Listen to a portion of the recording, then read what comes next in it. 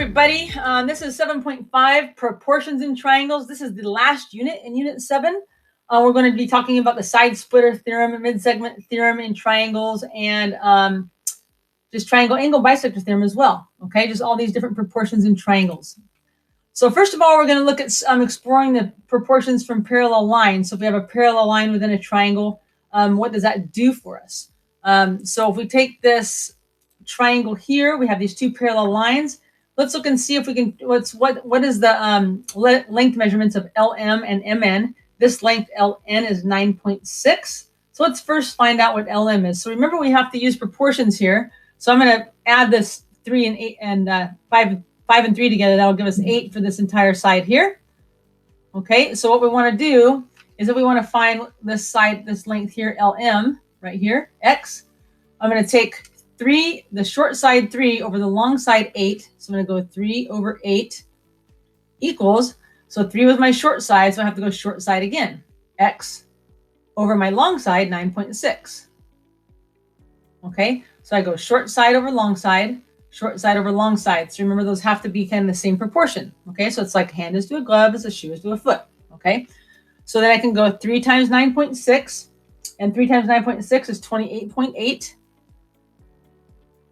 And that equals my 8 times X. And I divide 8 both sides. And that's going to get me LM, which is 3.6. X is 3.6. X equals 3.6. So this side right here is 3.6. So now if I wanted to go ahead and find out what LM is, so MN,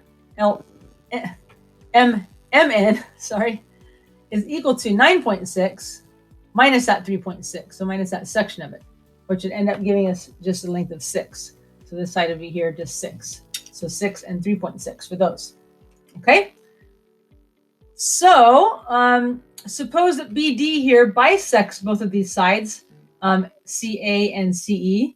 So this is 6 and 6 and 5 and 5. Is this BD in fact parallel? Well, we can see that it's parallel because 5 over 10 on this ratio. So take the small side, the short side to the long side, 5 over 10, is the same ratio as 6 over 12. So the short side to the whole long side. So those are the same proportions, 1/2, 1/2. They both share the angle C. So we have a side angle side similarity in both triangles, both the small triangle and the big triangle. So we have the side angle side similarity. So that means that these two angles are equal, which means that that line is parallel. Okay, because that's the corresponding angles.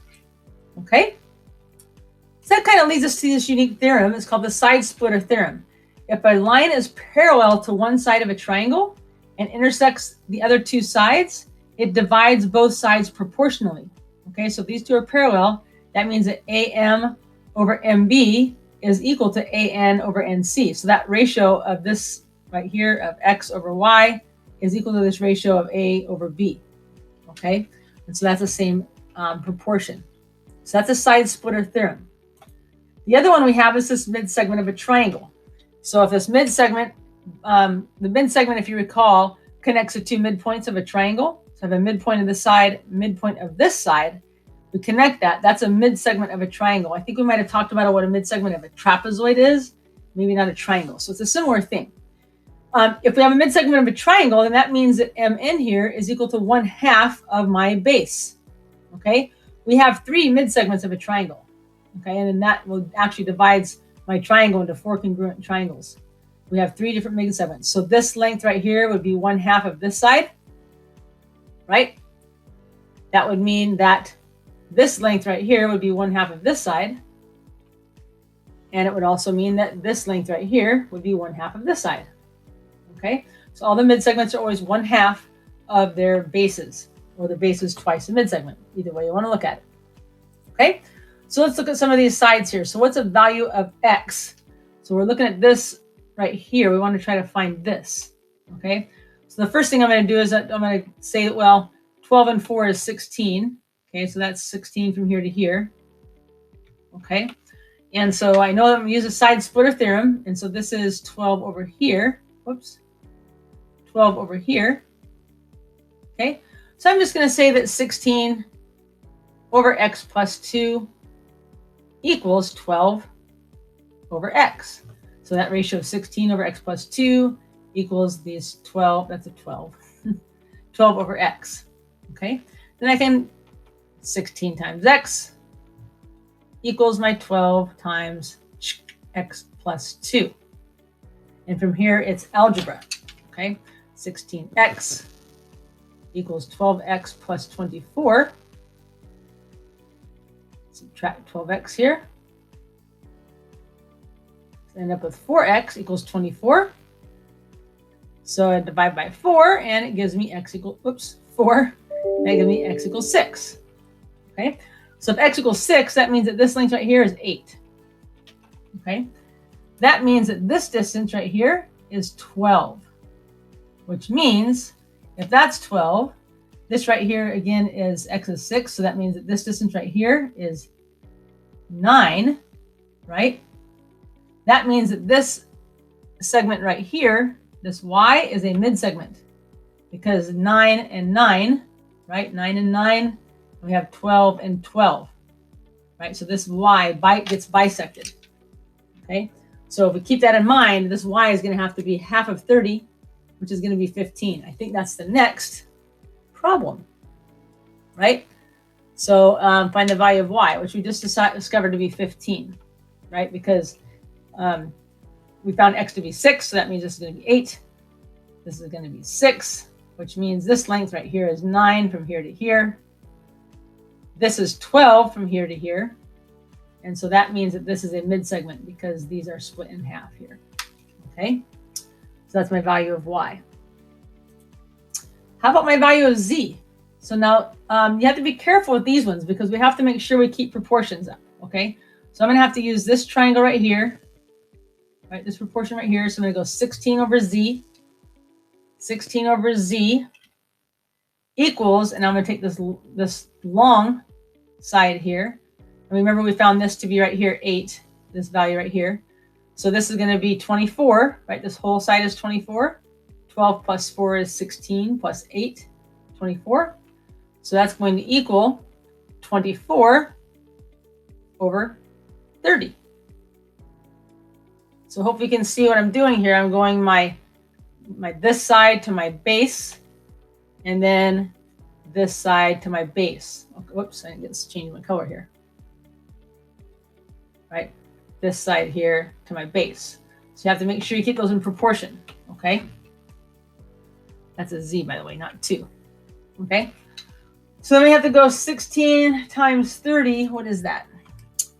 16 times 30 is 480 equals 24z. If I divide by 24, divide that by 24, that should be 20. So z is equal to 20. Okay. All right, let's move along here. We have the side splitter theorems. Now we have the corollary to side splitter theorem. And all this basically says is if we have, we have this single parallel line says this kind of divides us proportionally. Even if we have 3 or more parallel lines, it will also divide it proportionally. Okay. So AB over BC equals WX over XY. Even if I throw another parallel line in there, all those segments will be proportional. Okay. So that's a corollary to the side splitter theorem. So here we have this pool here. A reflecting pool is separated by walkways parallel to Lincoln Street. Here's my Lincoln Street right here. And Jefferson Street, which are parallel to each other. So these are all parallel. Boom, boom. The city wants to add additional tiling around the pool. How much tiling of X feet do we need? Right. So how much of this X feet do we need? Well, all we need to really do is set up the proportion of these sides. We don't need the whole side. Okay. So we can just say 60 over X equals 72 over 24. You could also say X over 60 equals 24 over 72. All right. So cross multiply here. So 60 times 24 is 1440 equals 72 times X. And then I'm going to divide by 72. And that's going to get me 20. So X is equal to 20. So that's what this is going to have to be right here. 20 feet. Okay. Okay, so how much tiling now does Y need? So now we want to find out what this is right here. Okay, so I'm going to do the same thing. 24 over 60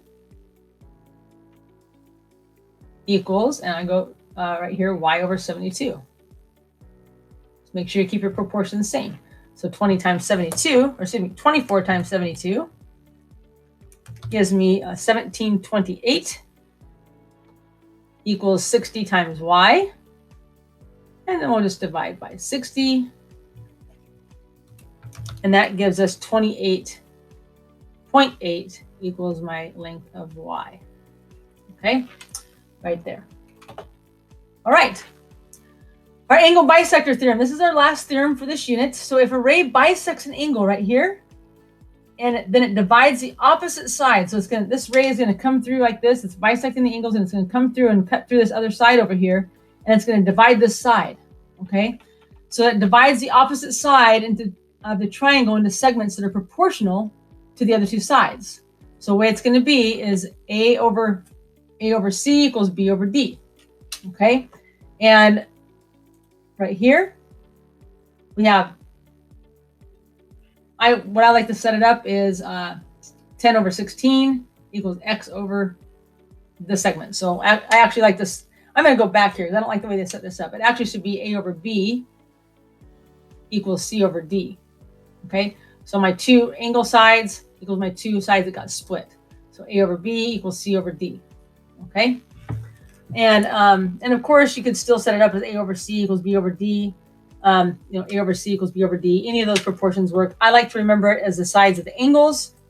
The sides of the angles are proportional to the sides that gets divided. So I'm going to go 10 over 16 equals x over. Now the problem is I need this length right here.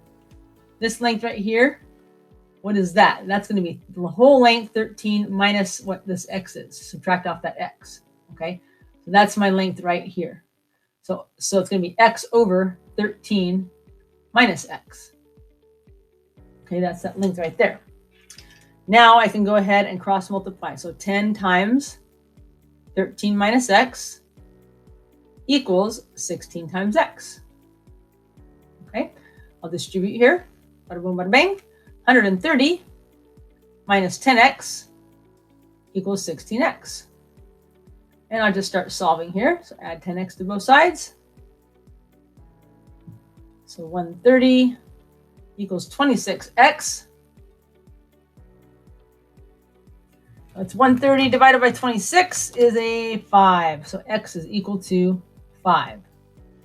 And there you go. Okay.